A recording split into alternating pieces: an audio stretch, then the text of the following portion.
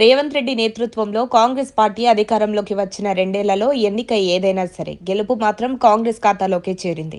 ఇప్పుడు తాజాగా మరోసారి సీఎం రేవంత్ ఖాతాలో మరో విజయం చేకూరిందనే విశ్లేషణలు సర్వత్రా వినిపిస్తున్నాయి. ఇది కాస్త విపక్షాలకు మింగుడు పడిన విషయమే అయినప్పటికీ రాష్ట్రానికి మేలు జరిగేలా ఉందట. స్విట్జర్లాండ్లోని దావోస్ వేదికగా జరుగుతున్న వరల్డ్ ఎకనామిక్ ఫోరంలో తెలుగు రాష్ట్రాల సీఎంలు చంద్రబాబు, రేవంత్ రెడ్డి ఫుల్ బిజీగా గడుపుతున్న సంగతి తెలిసిందే. మరోవైపు ఏపీ మంత్రి లోకేష్ ఈ పర్యటనను యూటిలైజ్ చేసుకునే ప్రయత్నాల్లో బిజీగా ఉన్నారు. ఈ బిజీ షెడ్యూల్ నేపథ్యంలో తెలంగాణ సీఎం రేవంత్ రెడ్డిని మంత్రి లోకేష్ కలిశారు. దీనికి సంబంధించిన ఫోటోలు సోషల్ మీడియాలో హల్చల్ చేస్తున్నాయి. దావోస్ లో జరుగుతున్న వరల్డ్ ఎకనామిక్ ఫోరంలో తెలుగు రాష్ట్రాల ముఖ్యమంత్రులు భారీ ఎత్తున పెట్టుబడులను ఆకర్షించడంతో పాటు అటు ఏపీ ఇటు హైదరాబాద్ బ్రాండ్ ఇమేజ్ ను అంతర్జాతీయంగా మరింతగా విస్తృతంగా ప్రమోట్ చేసే పనిలో ఉన్నారు.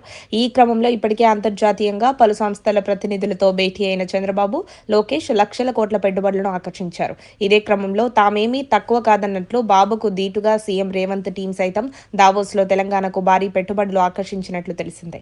గతానికంటే మించి దావోస్లో తెలంగాణ రాష్ట్రానికి పెట్టుబడులు భారీగా పెరుగుతున్నాయి. ఇప్పటి వరకు 20,000 కోట్లకు పైగా ఒప్పందాలు చేసుకున్న రేవంత్ రెడ్డి సర్కార్ రష్మీ గ్రూప్తో 12,500 కోట్ల రూపాయల భారీ డీల్ను కుదుర్చుకుంది. మూసీ పునరుజ్జీవనంలో టాటా భాగస్వామ్యం కావాలని చర్చించింది. దీనిపై సీఎం రేవంత్ రెడ్డితో భేటీలో చంద్రశేఖరన్ ఆసక్తి చూపారు. హైదరాబాద్ లో స్టేడియాల అప్గ్రేడేషన్, పర్యాటక రంగంలో టాటా పెట్టుబడులు పెడతామని తెలిపారు. క్లీన్ ఎనర్జీలో సరికొత్త విప్లవం వస్తుందని చెప్పారు. మరోవైపు 6,000 కోట్ల రూపాయలతో మాడ్యులర్ రియాక్టర్, విద్యుత్ ప్రాజెక్టు, ఏవియేషన్ రంగంలో 1,000 కోట్ల పెట్టుబడులతో సర్గార్డ్ సంస్థతో తెలంగాణ సర్కార్ ఒప్పందం కుదుర్చుకుంది. దావోస్ టూర్లో వార్డ్ రాష్ట్ర సీఎం క్రిస్టల్ లూసియర్తో ముఖ్యమంత్రి రేవంత్ రెడ్డి బృందం భేటీ అయింది. హైదరాబాద్ లో స్విస్ మాల్ ఏర్పాటు చేయాలని క్రిస్టల్ లూసియర్ కు ముఖ్యమంత్రి రేవంత్ రెడ్డి ప్రతిపాదించారు.